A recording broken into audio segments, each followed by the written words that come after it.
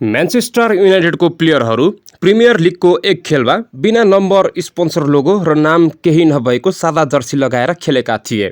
यो कुरा धेरै फुटबल प्रेमीहरूलाई थाहा नहुन सक्छ कि म्यानयुले कि नाम नम्बर र स्पोन्सरको लोगो नभएको जर्सी लगाएर खेलेको थिए। आखिर किन? सन् 2008मा फुटबल इतिहासको अब्बल क्लबहरू म्यान सिटी र म्यान युनाइटेडको गेम हुन लागेको थियो। तर यो खेल अरू खेलभन्दा भिन्दै किसिमको हुन गइरहेको थियो। यो दिन त्यही दिन थियो जुन दिन म्यान युनाइटेडको खेलाडी सवार एरोप्लेन दुर्घटना भएको थियो र ठूलो ज्यानधनको क्षति हुन पुगेको थियो। उक्त घटनालाई युनिक डिजास्टर भनिन्छ। यो घटना भएको 50औं वर्ष पुगेको दिन थियो। त्यही दिन म्यान युनाइटेड र म्यान सिटीको गेम हुन गइरहेको थियो।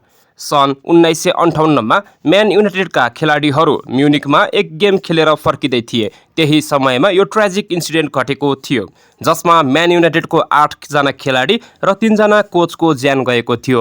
यो दिन फुटबल इतिहासको एक कालो दिन मानिन्छ। यो दिन म्यानचेस्टर युनाइटेड सपोर्टर र पुरा विश्वको फुटबल प्रेमीका लागि एक कहाली लाग्दो दिन थियो। जो खेलाडी र कोचहरूको त्यस घटनामा ज्यान गुमेको थियो उनीहरूको सम्झनामा उनीहरूलाई ट्रिब्युट गर्दै म्यान युनाइटेड र म्यान सिटीसँगको खेलमा नम्बर, नाम, स्पोन्सर लोगो बिनाको जर्सी लगाएका थिए, जुन 1958को सिजनमा म्यान युनाइटेडको जर्सीको रिप्लिका हो।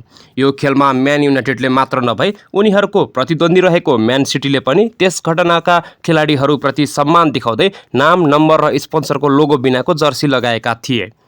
साथीहरू, हजुरहरूलाई यो भिडियो कस्तो लाग्यो? यस्तै भिडियो हेर्नको लागि नेटबललाई सब्स्क्राइब गर्नुहोला।